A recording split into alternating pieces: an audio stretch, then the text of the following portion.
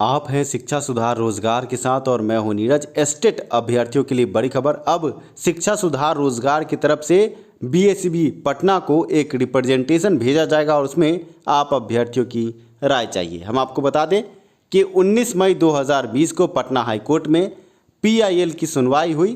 PIL शिक्षा सुधार रोजगार के बैनर तले दाखिल किया गया था और पीआईएल की सुनवाई में बड़ा ऑर्डर जारी हुआ। आपको बता दें कि एस्टेट 2019 जो परीक्षा रद्द हुई है, पीआईएल का रोल बहुत अहम है और पीआईएल के कारण ये परीक्षा रद्द हुई, ऐसा हम कह सकते हैं। ऐसे में अब पीआईएल का जो ऑर्डर आया है, जो फैसला आया है, जो जजमेंट आया है, उस जजमेंट में साफ तौर से ये लिखा है कि शिक्षा सुधार रोजगार अब पटना बीएससीबी को इस संबंध में एक रिप्रेजेंटेशन भेजे, जिस रिप्रेजेंटेशन में ये मांग की जाए कि परीक्षा कैसे कराई जाए, सिलेबस क्या हो, साथ में विभिन्न मापदंडों को क्या रखा जाए। और हम आपको बता दें, इसमें हम एक बात और जोड़ रहे हैं कि कुछ अभ्यर्थी ऐसे हैं जिनके एडमिट कार्ड में त्रुटि हुई थी और आनन फानन में एडमिट कार्ड त्रुटि सुधार के लिए पोर्टल खोला गया, पर बहुत सारे अभ्यर्थी इससे वंचित है। विषय के सुधार और नाम और अन्य सुधारों के लिए अभ्यर्थी अभी भी भटक रहे हैं। ऐसे अभ्यर्थियों के लिए भी हम अपने रिप्रेजेंटेशन में जगह दे रहे हैं और उन अभ्यर्थियों को हम बता दें कि हम पीछे कभी नहीं है। और अन्य अभ्यर्थियों को भी हम बता दें कि जल्द से जल्द ये परीक्षा हो, इस संबंध में अब रिप्रेजेंटेशन भेजा जाएगा हाई कोर्ट के निर्देश के बाद बीएससीबी पटना को। रिप्रेजेंटेशन से संबंधित आप अभ्यर्थियों से सवाल है कि आप अपनी राय भी दे सकते हैं कि क्या क्या मापदंड रखे जाएं परीक्षा को लेकर, सिलेबस किस तरह का हो। साथ में आप हमें राय दे सकते हैं कि परीक्षा कब हो। इस संबंध में भी आपकी राय बहुत महत्वपूर्ण है। हम बिना आपके राय के कोई भी काम नहीं करेंगे। ऐसे में अब आप अभ्यर्थियों को शिक्षा सुधार रोजगार की मदद करनी है। अपने जवाब आप कमेंट के जरिए दे सकते हैं या व्हाट्सएप ग्रुप में अगर आप जुड़े हैं तो आप व्हाट्सएप ग्रुप में भी जवाब दे सकते हैं। हम आपको बता दें कि आप टेलीग्राम पर भी अपने जवाब दे सकते हैं। टेलीग्राम ग्रुप का लिंक इस वीडियो के डिस्क्रिप्शन में है। शिक्षा सुधार रोजगार की बड़ी पहल है कि जल्द से जल्द एस्टेट अभ्यर्थियों को राहत मिले, जल्द से जल्द परीक्षा हो, सिलेबस के साथ परीक्षा। और दोनों बड़े केसों में जजमेंट में इस बात का जिक्र है कि सिलेबस के साथ परीक्षा हो। अभ्यर्थी घबराए नहीं, हमने बड़ी जीत दिलाई है तो जल्द बड़ी परीक्षा भी होगी। पर कुछ अभ्यर्थी अभी भी आपको बरगला रहे हैं, केस मुकदमे में उलझा रहे हैं। उन अभ्यर्थियों से बच के रहें, कहीं भी व्यर्थ में पैसा बर्बाद ना करें। पिछले दिनों लाख समझाने के बाद भी अभ्यर्थियों का पैसा लगा केस में और 3 से 4 लाख रुपए अभ्यर्थियों के बर्बाद हुए। केस में बेवजह पार्टी बनाया गया अभ्यर्थियों को और पैसा बर्बाद किया गया। फिर से अभ्यर्थियों को बरगलाने के लिए कुछ लोग सक्रिय हुए हैं, पर हम ये विनती करेंगे अभ्यर्थियों से कि अब परीक्षा की तैयारी करें और आगे परीक्षा जल्द हो, इस संबंध में आप सुझाव दें, ना कि पैसा बर्बाद करें। इस संबंध में हमने वकील से भी बातचीत की। पीआईएल केस में जिस बड़े वकील ने आपको बड़ी जीत दिलाई, आपके स्क्रीन पर हैं वो, और 2017 बिहार टीईटी इन्हीं के केस के जीत के बाद हुई थी। इनसे हमने सभी मुद्दों पर बातचीत की है। आइए आपको वकील की जुबानी सुनवाते हैं कि कैसे रिप्रेजेंटेशन दिया जाना है। अगली आवाज़ आपके बड़े अधिवक्ता सुरेंद्र कुमार सिंह की। बेंच हाई कोर्ट ने जो निर्देश दिए परीक्षा कराने के लिए पुनः, उसके लिए रिप्रेजेंटेशन छात्रों को देना अति आवश्यक है जी। उसमें डायरेक्शन होगा कि सेंटर किस जगह पर होना चाहिए जी, और उसके साथ जो सिलेबस में जहाँ त्रुटियां थी, सिलेबस को ध्यान में रखते हुए इसका भी इंडिकेशन किया जाएगा जी। और उसके साथ जो एग्जामिनेशन में जो फॉर्म फिलअप किए गए थे एसीटी 2019 में जी, उसमें बहुत लोगों का जो है छात्रों का त्रुटियां हो गई थी। त्रुटि के लिए डिपार्टमेंट ने ऑप्शन दिए थे जी, लेकिन उस ऑप्शन को कंसीडर नहीं किया गया जी। वो छात्रों के अनुसार पोर्टल जो है बंद हो गए थे जी। बंद होने के बावजूद किसी भी छात्र का सुधार नहीं हो पाया जी। इसमें क्या त्रुटियां थी? किसी छात्र के एडमिट कार्ड में नाम नहीं थे जी। किसी छात्र की एडमिट कार्ड में फादर नेम्स और कैंडिडेट के नेम दोनों सेम थे जी। किसी छात्रों के सब्जेक्ट नहीं थे जी। किसी छात्रों के जो फोटो लगे हैं जी। वो किसी दूसरे के लग गए थे। जी। यानी इस तरह की भिन्न भिन्न त्रुटियां थी, जी। लेकिन उस त्रुटियों को ढकते हुए लोगों ने परीक्षा नजदीक होने के चलते परीक्षा में किसी तरह लोग सम्मिलित हो गया। जी। उस सुधार के लिए भी हम लोग जो है उसमें जो रिप्रेजेंटेशन होगा उसमें इंडिकेट करेंगे और ये भी देंगे ताकि परीक्षा जो है पुनः जो है इतने दिनों के बाद ले ली जाए। और जो अभी गृह मंत्रालय ने जी। जो निर्देश जारी किए हैं जी। परीक्षा के संबंध में, CBSE, ICSE बोर्ड, उसी डायरेक्शन के अनुसार हमारा भी डिमांड होगा।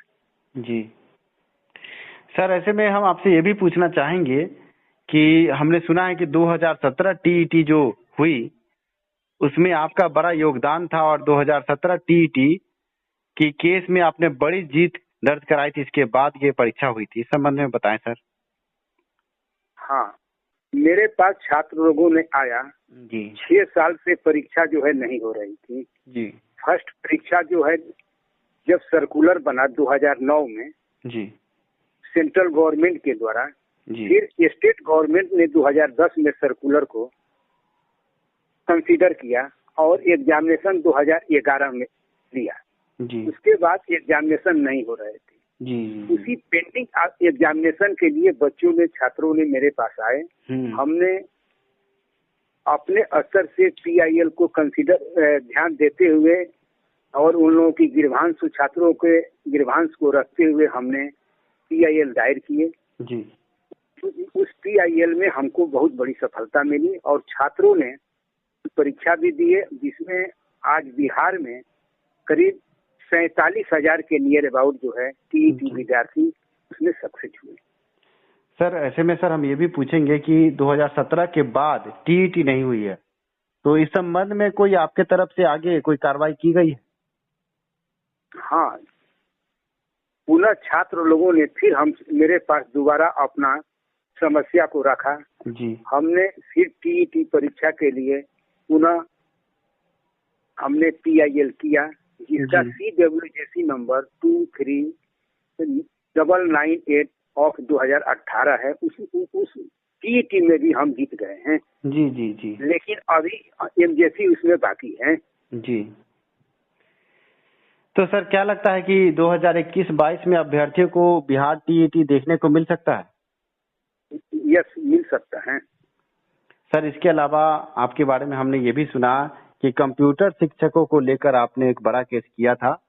200 से 300 दिनों से कंप्यूटर शिक्षक गर्दनी बाग में बैठे थे और आपने एक केस में बड़ी जीत दर्ज कराई थी कंप्यूटर शिक्षकों के लिए। सर, उस संबंध में बताएं।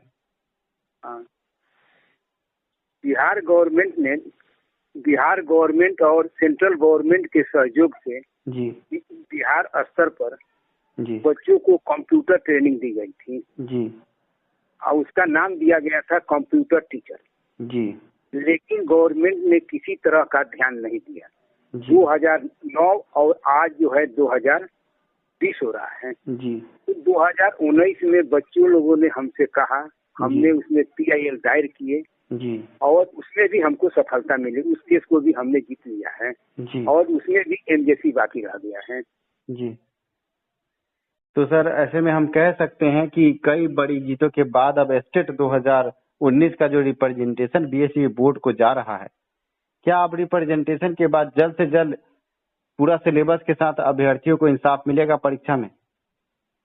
पूर्ण रूप से एग्जामिनेशन जो है, जो हम लोगों का जो रिप्रेजेंटेशन होगा उसके तहत एग्जामिनेशन लेना गवर्नमेंट की मजबूरी होगी और लेना पड़ेगा।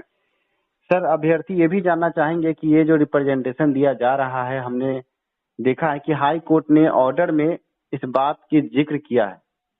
सर, अभ्यर्थी को थोड़ा अगर आपके माध्यम से अगर आप दर्शा सकें कि कैसे ऑर्डर में इस बात की चर्चा हुई। ऑर्डर तो बहुत अच्छा हुआ है जी। ऑर्डर में तो क्लियर है कि जो कोरोना का प्रकोप है थोड़ा डाउन होगा तो एग्जामिनेशन लिया जाएगा जी। लेकिन इसी दरमियान में सेंट्रल गवर्नमेंट का गृह मंत्रालय ने नोटिफिकेशन जारी कर दिया 2021 को जी। ताकि जो पेंडिंग एग्जामिनेशन है जी। बोर्डों के जी। किसी भी बोर्ड का अन्य बोर्ड भी शब्द जोड़ दिया है जी कि किसी भी बोर्ड का एग्जामिनेशन जो पेंडिंग है उसको जो है सोशल डिस्टेंसिंग के आधार पर जो एग्जामिनेशन कराए जाएंगे। जी सर, ऑर्डर में जो निर्देश दिया गया है चीफ जस्टिस और एस कुमार की बेंच के द्वारा, हम आपसे उस ऑर्डर के संबंध में थोड़ा विस्तृत जानकारी चाहते हैं, क्योंकि हम अभ्यर्थियों से भी ये पूछ रहे हैं कि परीक्षा कब हो, कैसे हो। इस संबंध में अभ्यर्थी भी अपनी राय दें और उस राय को हम रिप्रेजेंटेशन में शामिल करवाना चाहते हैं। इसलिए सर, हम ऑर्डर से संबंधित एक सवाल आपसे पूछ रहे हैं कि ऑर्डर में रिप्रेजेंटेशन के बारे में क्या लिखा गया। हाँ, रिप्रेजेंटेशन के बारे में सिर्फ एग्जामिनेशन के हमने जो इंट्रोडक्टरी एप्लीकेशन दायर किए थे जी तो उसी को गिरभांश को रखते हुए रिप्रेजेंटेशन देना है जी। उसमें यही था। जी हाँ जी जी जी उसमें यही था कि एग्जामिनेशन जो है तत्कालिक होनी चाहिए, बच्चों का समय जो है बर्बाद ना हो।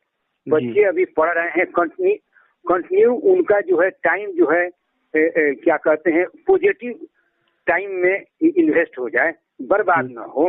उसमें क्लियर लिखा हुआ है उस लाइन में। तो इसमें सर सभी मापदंडों को रखा जाएगा, सिलेबस से लेकर समय पर परीक्षा से लेकर और त्रुटि सुधार संबंधित सभी बातों को रिप्रेजेंटेशन में रखा जाएगा। हाँ, A to Z बात की रखी जाएगी। यदि कोई नई भी बात आती है बच्चों के माइंड में, उस चीज को भी हमको हमारे कान तक पहुंचा देनी होगी, हम उसमें ऐड कर देंगे।